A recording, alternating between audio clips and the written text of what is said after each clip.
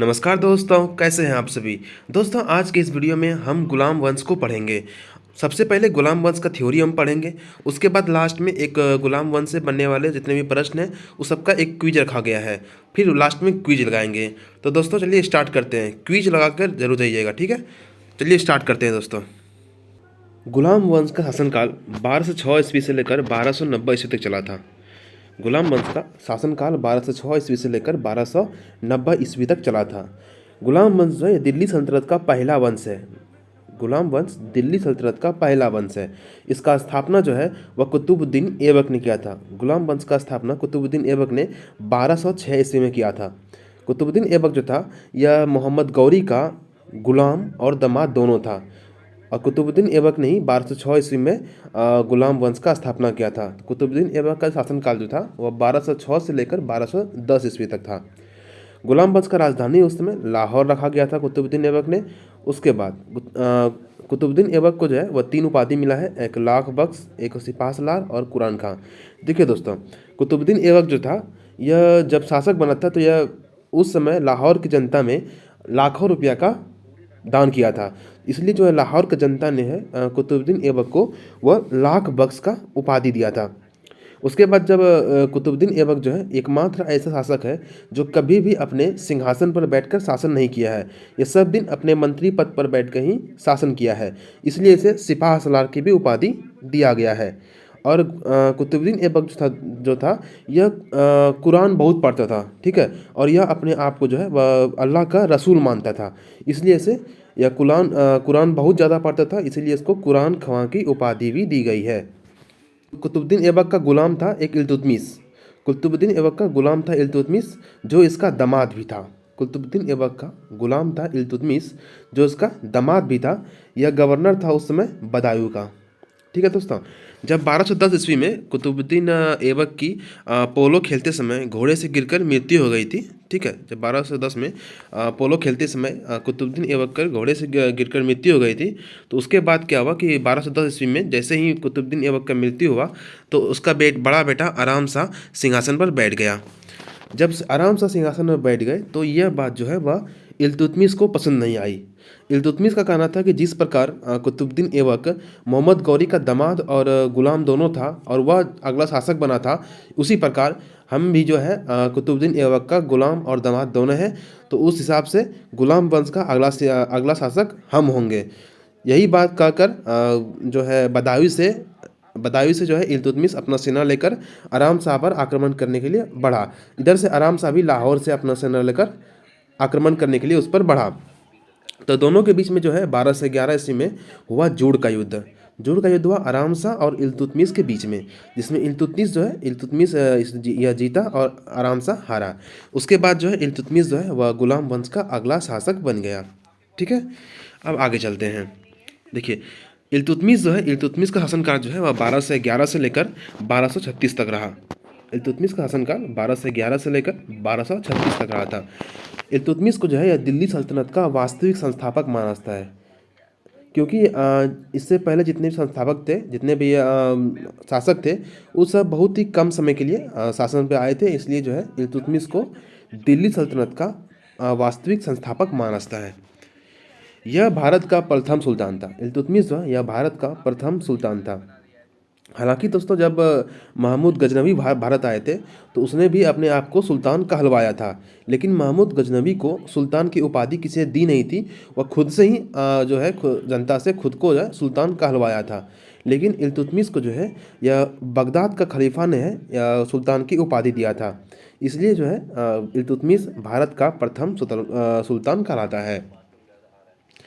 1215-16 ईस्वी में हुआ तराइन का तृतीय युद्ध। 1215-16 ईस्वी में हुआ तराइन का तृतीय युद्ध जो कि इल्तुतमिश और यल्दौज के बीच में हुआ, जिसमें कि इल्तुतमिश ने विजयी प्राप्त किया और यल्दौज को हरा दिया, ठीक है। उसके बाद 1221 ईस्वी में चंगेज खान का भारत पर आक्रमण हुआ। देखिए दोस्तों, 1221 ईस्वी में जब चंगेज खान भारत आए थे आक्रमण करने के लिए, तो उसने जो है वह दिल्ली सल्तनत पर आक्रमण नहीं किया था। वह अपने एक जो है उसका दुश्मन मंगबरनी को मारने के लिए भारत आया था। जब मंगबरनी को पता चला कि चंगेज खान हमको मारने के लिए आ रहा है, तो मंगबरनी ने क्या बोलता है सहायता पत्र भेज लिखा इल्तुतमिश को, और इल्तुतमिश से सहायता मांगा युद्ध करने के लिए।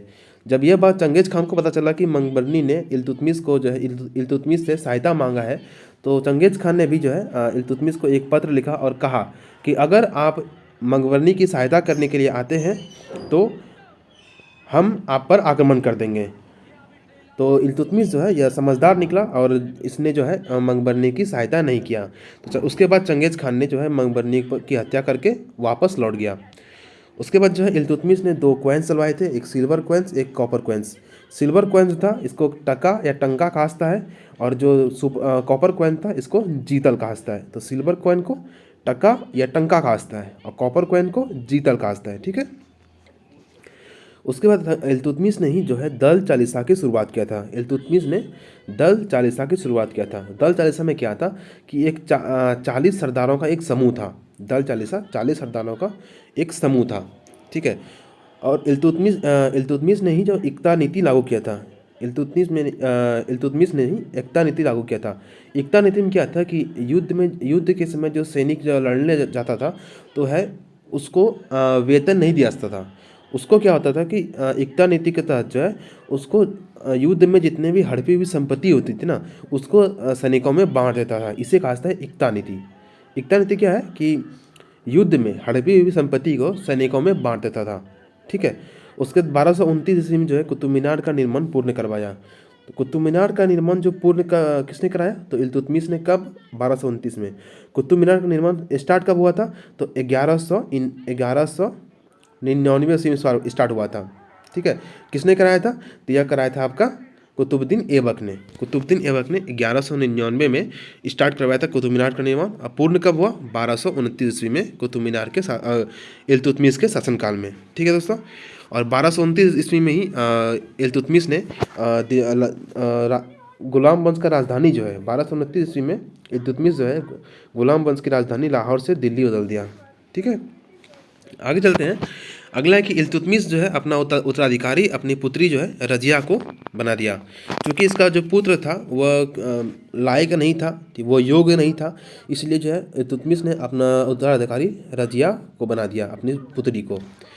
1236 ईस्वी में जो है इल्तुतमिश का मृत्यु हो गया, 1236 में। और इसका मकबरा कहाँ पर है, तो इसका मकबरा दिल्ली में है। इल्तुतमिश का मकबरा दिल्ली में है।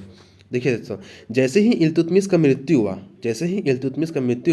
तो उसका बड़ा बेटा फिरोज शाह सिंहासन पर बैठ गया। इल्तुतमिश का जैसे ही मृत्यु हुआ तो उसका बड़ा बेटा जो है वह सिंहासन पर बैठ गया। तो जैसे ही फिरोज शाह सिंहासन पर बैठा तो यह बात रजिया को पसंद नहीं आई। तो रजिया जो है वह लाल ड्रेस पहनकर दिल्ली की जनता में चली गई। लाल ड्रेस पहनने का मतलब ये है कि उस समय एक नियम होता था कि जिसको भी न्याय चाहिए तो वह लाल ड्रेस पहनकर, लाल कपड़ा पहनकर दरबार में आया करता था। इसीलिए जो है रजिया ने लाल कपड़ा पहनकर दिल्ली की जनता में चला गया और दिल्ली की जनता को याद दिलाया कि इल्तुतमिश ने हमको उत्तराधिकारी घोषित किया था। तो इस प्रकार जो है दिल्ली की जनता को जो है वह अपने हितों में कर लिया।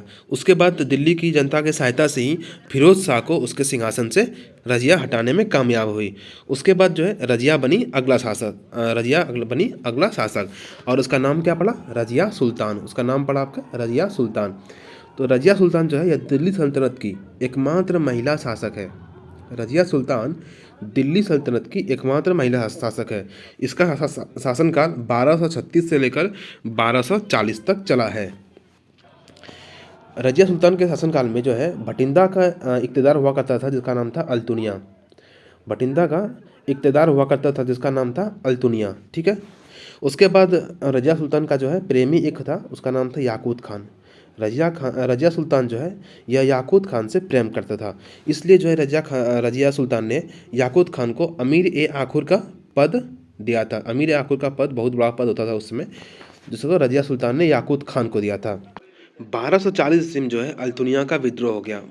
1240 ईस्वी में अल्तुनिया जो कि भटिंडा का जिसमें इक़्तिदार हुआ करता था उसने जो है रजिया सुल्तान के खिलाफ जो है विद्रोह कर दिया। इसी विद्रोह को नियंत्रित करने के लिए रजिया सुल्तान और याकूत खान दोनों मिलकर गया अल्तुनिया का विद्रोह को नियंत्रित करने के लिए। वहाँ पर जो है युद्ध में याकूत खान मारा गया। याकूत खान को जो है अल्तुनिया ने मार कर और रजिया सुल्तान को कैद कर लिया। और रजिया सुल्तान के पास दो शर्त रखे कि या तो तुम मुझसे शादी कर लो या तुम्हें मैं मार डालूंगा। तो रजिया सुल्तान ने क्या किया कि उससे शादी अल्तुनिया से शादी करने का प्रस्ताव को स्वीकार किया। उसके बाद जैसे ही वहाँ पे जैसे ही जो दिल्ली में पता चला कि रजिया सुल्तान को है जो कैद कर लिया है अल्तुनिया ने, तो वहाँ पे जो है बहराम शाह वो सिंहासन पर बैठ गया। ठीक है, उसके बाद जो है जब ये दोनों शादी कर लिए उसके बाद दोनों मिलकर रजिया और अल्तुनिया जो है दोनों मिलकर आए, बहादुर शाह को आ रहे थे हटाने के लिए सिंहासन पर से। जैसे ही वो लोग 1240 में दोनों निकले और रात में जैसे कैथल में वो लोग आराम के लिए विश्राम के लिए रुके, तो वहाँ पर जो है बहादुर शाह के द्वारा दल चालीसा को भेजकर दोनों की हत्या करवा दिया गया। और वहीं पे रजिया सुल्तान की मृत्यु हो गई। उसके बाद अगला सुल्तान बना कौन? बहराम शाह। बहराम शाह जो है ये 1240 से लेकर 1242 तक बना था। ज़्यादा इंपॉर्टेंट नहीं है, बस इसको याद रखना है। ठीक है, उसके बाद फिर आया आपका अगला मसूद शाह जो कि 1242 से लेकर 1246 तक रहा। इस सब का नाम सिर्फ याद रखिए और शासनकाल याद रखिए। इसके द्वारा कार्य किए गए उतना इंपॉर्टेंट नहीं है, इसलिए सिर्फ इसका नाम याद रखिए। उसके बाद जो है नसीरुद्दीन महमूद 1246 से लेकर 1266 तक। और इसी नसीरुद्दीन महमूद का एक वजीर हुआ करता था जिसका नाम था बलबन। नसीरुद्दीन महमूद का एक वजीर हुआ करता था जिसका नाम था बलबन। और बलबन को जो है नसीरुद्दीन महमूद ने उपाधि दिया था किसका? उलूग खान का। तो उलूग खान का उपाधि बलबन को नसीरुद्दीन महमूद ने दिया था। जब 1266 ईस्वी में महमूद की मृत्यु हो गई, जब नसीरुद्दीन महमूद का मृत्यु हुआ 1266 ईस्वी में, तो बलबन जो है वह गुलाम वंश का अगला शासक बन गया। बलबन गुलाम वंश का अगला शासक बना और उसका नाम किस नाम से बना? तो गयासुद्दीन बलबन। बलबन नाम से जो है या गुलाम वंश का अगला शासक बना। इसका शासनकाल 1286 से लेकर 1266 से लेकर 1287 तक है। ठीक है, और गयासुद्दीन बलबन का जो वास्तविक नाम था वह था बहाउद्दीन। गयासुद्दीन बलबन का वास्तविक नाम था बहाउद्दीन। ठीक है, बलबन ने जो है दल चालीसा का अंत किया। तो आपसे क्वेश्चन पूछा जाएगा कि किसने जो है दल चालीसा का अंत किया था? तो बलबन ने दल चालीसा का अंत किया था। लौह एवं रक्त की नीति चलाई। लौह एवं रक्त की नीति जो है ये किसने चलाई थी? तो गयासुद्दीन बलबन ने चलाई थी। सिजदा एवं बायबोस प्रथा की शुरुआत भी गयासुद्दीन बलबन ने ही किया था। अब सिजदा एवं बायबोस प्रथा क्या है? इसका यह प्रथा है कि जब कोई भी व्यक्ति दरबार में आएगा तो उसको सबसे पहले जो है बलबन के सामने साष्टांग होकर लेटकर उसका दोनों पैरों को चूमना पड़ता था। इसे ही सिजदा एवं बायबोस प्रथा कहा गया। तो इसका भी शुरुआत जो है गयासुद्दीन बलबन ने किया था। नैरोज त्यौहार का भी शुरुआत किया था। ठीक है, नैरोज त्यौहार क्या था कि फारसी का नववर्ष, फारसी में जो है नववर्ष जो बनाया जाता था फारसी में, उसी को नैरोज त्यौहार कहा था। उसका भी शुरुआत किया गयासुद्दीन बलबन ने। उसके बाद इसने क्या किया? वित्त विभाग का स्थापना किया जिसका नाम क्या पड़ा? दीवान ए विजारत। वित्त विभाग का नाम क्या था? दीवान ए विजारत। सैन्य विभाग का स्थापना किया जिसका नाम पड़ा दीवान ए आरिज। जिसका नाम क्या पड़ा? दीवान ए आरिज। ठीक है, तो इन दोनों को याद रखिएगा आपका, दीवान ए विजारत और दीवान ए आरिज। आगे चलते हैं। गयासुद्दीन बलबन के जो शासनकाल में इसके दरबार में दो कवि हुआ करता था। एक का नाम था अमीर खुसरो और एक का नाम था अमीर हसन। गयासुद्दीन बलबन के शासनकाल में दो जो है इसका दरबारी कवि था दो। एक का नाम था अमीर खुसरन, एक का नाम था अमीर हसन। तो अमीर खुसरो को पूछा जाता है कि अमीर खुसरो किस शासक का दरबारी कवि था? तो बलबन का। उसके बाद जो है 1287 ईस्वी में है 1287 ईस्वी में जो है मंगोलों का दूसरा आक्रमण हुआ दिल्ली सल्तनत पर। 1287 ईस्वी में जो है दिल्ली सल्तनत पर मंगोलों का दूसरा आक्रमण हुआ। और इसे ही नियंत्रित करने के लिए जो है बलबन ने अपना बेटा जो है शहजाद मोहम्मद को जो है पंजाब भेजा इसी आक्रमण को नियंत्रित करने के लिए। और वहाँ पर जो है युद्ध में बलबन का बेटा शहजाद मोहम्मद मारा गया। और जब शहजाद मोहम्मद मारा गया तो ऐसा कहा जाता है कि बलबन जो है वह अपने बेटे की मृत्यु के जो है बेटे का वियोग में जो है उसका मृत्यु हो गया। तो 1287 ईस्वी में जो है गयासुद्दीन बलबन का मृत्यु हो गया बेटे के वियोग में। और दोनों बाप बेटे का जो कब्र है वह मेहरौली आर्कियोलॉजिकल पार्क दिल्ली में है। मेहरौली आर्कियोलॉजिकल पार्क दिल्ली में बलबन और उसके बेटे का कब्र है। उसके बाद जब इसका मृत्यु हुआ तो उसके बाद अगला शासक बना आपका कैकुबाद। कैकुबाद का शासनकाल जो है 1287 से लेकर 1290 तक चला। इसका वजीर था आपका मलिक फिरोज, इसको याद रखिए, मलिक फिरोज। देखिए मलिक फिरोज जो था यह कैकुबाद का वजीर था, और मलिक फिरोज ने क्या किया कि कैकुबाद का जो है वह हत्या करवा दिया। मलिक फिरोज ने कैकुबाद का हत्या करवा दिया, और उसके बाद जो है कैकुबाद का ही बेटा कैकुबाद का बेटा कैमूर्स को जो है सिंहासन पर बैठा दिया। उसके बाद कैमूर्स को भी मलिक फिरोज ने सिंहासन से हटा दिया, और खुद सिंहासन पर बैठकर खुद जो है सिंहासन पर बैठ गया, और एक नया वंश का स्थापना किया जिसका नाम पड़ा खिलजी वंश। ठीक है, तो कैमूर्स जो था यह गुलाम वंश का अंतिम संस्थापक था। कौन? कैमूर्स जो था यह गुलाम वंश का अंतिम संस्थापक था। कौन? कैमूर्स। इसको याद रखेंगे, पूछेगा कि गुलाम वंश का अंतिम संस्थापक कौन था, तो कौन था? कैमूर्स था। उसके बाद जो है मलिक फिरोज ने, उसका जो है मलिक फिरोज है, इसने नया वंश का स्थापना किया जिसे कहते हैं खिलजी वंश। ठीक है दोस्तों, उम्मीद करता हूँ कि आपको वीडियो अच्छा लगा हो। ठीक है, अगर वीडियो अच्छा लगा तो वीडियो को लाइक कीजिए, कमेंट कीजिए, शेयर कीजिए और सब्सक्राइब कीजिए। ठीक है, अब चलते हैं आगे क्यूज की तरफ। पहला क्वेश्चन है कि दिल्ली सल्तनत का प्रथम वंश कौन है? इसका उत्तर हो जाएगा आपका गुलाम वंश। दिल्ली सल्तनत का प्रथम वंश कौन था? आपका गुलाम वंश। आगे चलते हैं, अगला है कि गुलाम वंश में लाख बख्श की उपाधि किस सुल्तान को दिया गया है? तो दोस्तों गुलाम वंश में लाख बख्श की उपाधि जो है वह किसको दिया गया था? तो कुतुबुद्दीन ऐबक को जो है लाख बख्श की उपाधि दिया गया था। नेक्स्ट चलते हैं, अगला है कि कौन शासक अपने शासनकाल के दौरान सिंहासन पर नहीं बैठा था? तो कौन शासक था जो कि अपने शासनकाल के दौरान सिंहासन पर नहीं बैठा था दोस्तों? उसका कौन था? तो कुतुबुद्दीन ऐबक। कुतुबुद्दीन ऐबक जो है वह शासनकाल के दौरान जो है वह कभी भी सिंहासन पर नहीं बैठा। ठीक है, नेक्स्ट है, पोलो खेलते समय किस शासक की मृत्यु घोड़े से गिरने के कारण हुई थी? तो हम सभी जानते हैं कि कुतुबुद्दीन ऐबक जो है उसका जो मृत्यु हुआ था पोलो खेलते वक्त घोड़े से गिरकर हुआ था। पोलो का जो है दूसरा नाम चौगान है। पोलो का हिंदी नाम क्या है? चौगान खेलते वक्त। अगला है, भारत का प्रथम सुल्तान कौन था? तो भारत का प्रथम सुल्तान कौन था दोस्तों? तो इल्तुतमिश। भारत का प्रथम सुल्तान कौन था? इल्तुतमिश। नेक्स्ट चलते हैं, अगला है कि कुतुब मीनार का निर्माण कार्य पूर्ण किसके शासनकाल में हुआ था? तो कुतुब मीनार जो है पूरा बनकर तैयार जो है किसके शासनकाल में हुआ था? तो यह हुआ था आपका इल्तुतमिश का शासनकाल में। किसके? इल्तुतमिश के शासनकाल में।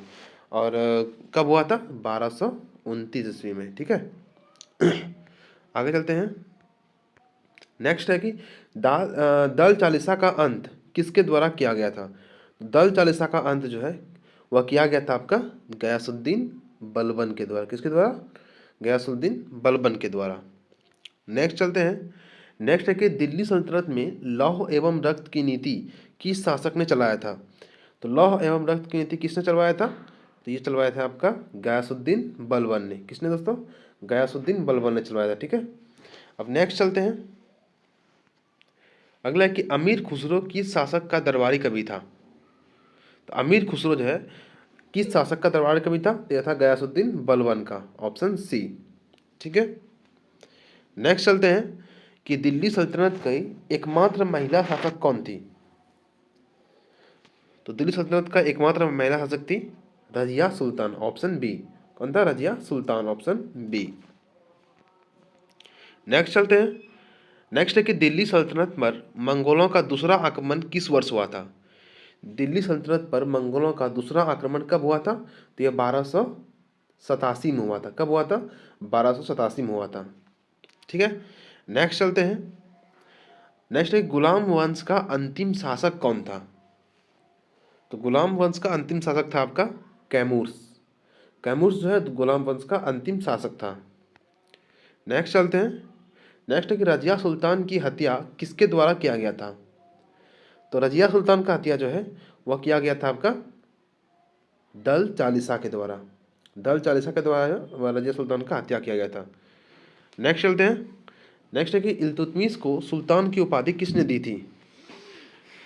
तो इल्तुतमिश को जो है सुल्तान की उपाधि है वह दिया था आपका बगदाद का खलीफा ने, बगदाद का खलीफा ने जो है वह इल्तुतमिश को सुल्तान की उपाधि दिया था। अब नेक्स्ट चलते हैं।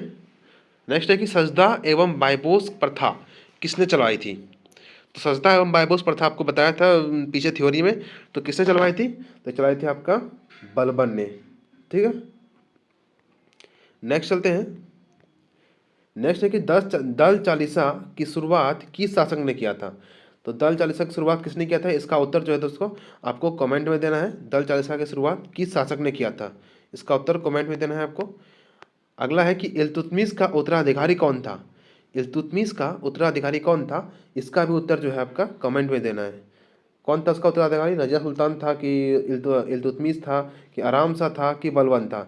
इन चारों में से कौन था इल्तुतमिश का उत्तराधिकारी, उसका उत्तर जो है आपको कमेंट में देना है। ठीक है दोस्तों, अगर वीडियो अच्छा लगा हो तो वीडियो को लाइक करें, चैनल को सब्सक्राइब करें। ठीक है दोस्तों, मिलते हैं नेक्स्ट वीडियो में।